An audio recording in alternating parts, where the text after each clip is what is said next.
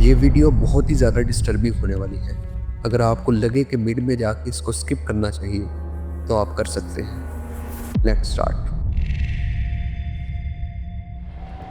29 मार्च 1989 Japan के शहर Tokyo में पुलिस एक 19 साल के लड़के की किडनैपिंग और गैंग एक्टिविटीज़ के बारे में 4 लड़कों से इंटेरोगेशन कर रही थी।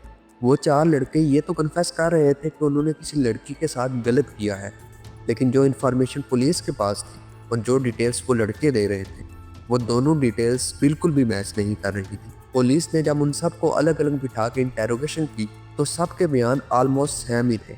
तो इससे पुलिस को अंदाज़ा हुआ कि ये लड़के सच बोल रहे हैं, लेकिन उस केस के बारे में नहीं जिसके लिए इनको पकड़ा गया है, बल्कि किसी और केस के बारे में। जब पुलिस ने उस केस के बारे में इनसे सवालात किए जिसके बारे में ये लड़के बात कर रहे थे, तो एक खौफनाक सच सामने आया। उन लड़कों ने बताया कि उन्होंने एक लड़की को कत्ल किया और उसे एक ड्रम में डाल दिया और उस ड्रम को कंक्रीट से भर दिया और उसको एक काजू नाम की कंस्ट्रक्शन साइट पर फेंक दिया। पुलिस फौरन कंस्ट्रक्शन साइट पर पहुंची। जब उन्होंने उस जगह की तलाशी की तो वहां एक ड्रम मिला जिसमें लड़की की जमी हुई लाश मिली। लाश को पोस्टमार्टम के लिए भेज दिया गया। रिपोर्ट के मुताबिक लड़की की मौत डोमेस्टिक शॉक की वजह से हुई, मतलब कि उस लड़की को इतना टॉर्चर किया गया कि वो दर्द सहते सहते मर गई। पोस्टमार्टम में ये भी सामने आया कि लड़की की ब्रेस्ट के अंदर छोटी छोटी नीडल्स घुसाई गई थी, जबकि उसकी रेक्टल कैविटी के अंदर प्लास्टिक एंड अदर ऑब्जेक्ट्स मिले। यहाँ तक कि वो लड़की मौत से पहले प्रेग्नेंट थी और ये ह्यूमन हिस्ट्री का one of the most disturbing case है, द केस ऑफ जंकू फ्रूटा।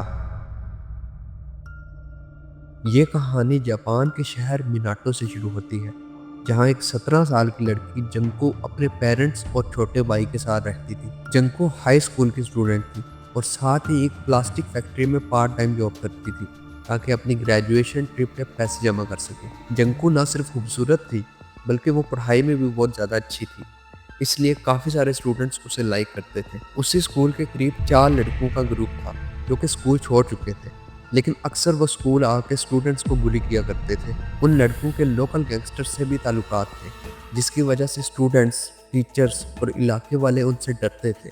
इस ग्रुप में हिरोशी मियानो, जो ओगरो, शिंजी मिनाटो और यासुशी वटना भी शामिल थे। इस ग्रुप में हिरोशी मियानो जंको को लाइक करता था, लेकिन वो जंको को उस तरह लाइक नहीं करता था। वो जस्ट उसके साथ फिजिकल होना चाहता था। उसने जंको को प्रपोज किया, लेकिन जंको ने स्लाइटली उसे मना कर दिया। ये रिजेक्शन हिरोशी बर्दाश्त नहीं कर सका और उसके दिल में जंको के लिए नफरत और गुस्सा पैदा हो गया। 25 नवंबर 1988 जंको अपनी पार्ट टाइम जॉब खत्म कर साइकिल पर अकेली अपने घर जा रही थी। बदला लेने के लिए शिंजी ने उसकी साइकिल को टांग मारी और गिरा दिया और हिरोशी मदद के बहाने उसे बात करने लगी। क्योंकि जंको हिरोशी को जानती थी, इसलिए उसने हिरोशी की मदद ली, लेकिन हिरोशी उसे घर छोड़ने के बजाय एक होटल ले गया, जहाँ जंको को धमकी दी अगर उसने कुछ भी बोला या किसी को कॉल की तो वो उसके घर वालों को मार देगा। जंको ये बात जानती थी कि हिरोशी के ताल्लुकात गैंगस्टर से हैं, इसलिए वो डर के मारे खामोश हो गई। इसके बाद जंको को 44 डेज कैद में रखा गया। शुरू के दिनों में उसे फिजिकल एंड सेक्सुअल अब्यूज़ किया गया। जब उन चारों का मन भर गया तो उन्होंने अपने दूर पार के दोस्तों को भी बुलाना शुरू कर दिया। 100 से ज़्यादा लड़कों ने उसे फिजिकल और सेक्सुअल अब्यूज़ किया। जंको के गायब होने के 3 दिन बाद उसके पेरेंट्स ने पुलिस में एक मिसिंग रिपोर्ट लिखवाई, लेकिन उन लड़कों ने जंको को फोर्स किया कि वो अपने पेरेंट्स को कॉल करे और झूठ बोले कि वो खुशी से किसी और लड़के के साथ है। इस कॉल के बाद पेरेंट्स ने अपनी रिपोर्ट वापस ले ली। जंको पे रोज़ नए तरीके से जुल्म किया जाता, उसे हर रोज़ विदाउट ड्रेस रखा जाता, फिजिकल अब्यूज़ किया जाता।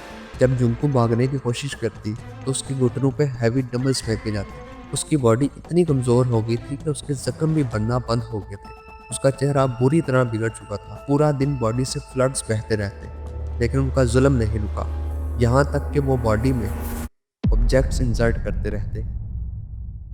4 जनवरी 1989 इस दिन हिरोशी अपना सारा पैसा गैम्बलिंग में हार गया और अपना सारा गुस्सा जंको पे निकाला। रात के 10 बजे जंको ने अपनी आखिरी सांस ली। लाश को छुपाने के लिए उसे एक ड्रम में डालकर कंक्रीट से भर दिया गया और एक कंस्ट्रक्शन साइट पर फेंक दिया गया। इस केस के बाद कोर्ट ने हिरोशी को 20 साल, जो अगुरो को 10 साल, शिंजी मिनाटो को 9 साल और यासुशी को 7 साल कैद दी और साथ ही हिरोशी के पेरेंट्स ने जुंको के पेरेंट्स को 8 लाख येन अदा किए और इस तरह ये खौफनाक और दिल दहला देने वाला केस अंजाम तक पहुंचा। ये था ह्यूमन हिस्ट्री का one of the most disturbing case. इस केस के बारे में अपना ओपिनियन कमेंट्स में ज़रूर बताएं। मिलता हूँ आपसे नेक्स्ट वीडियो में। Take care.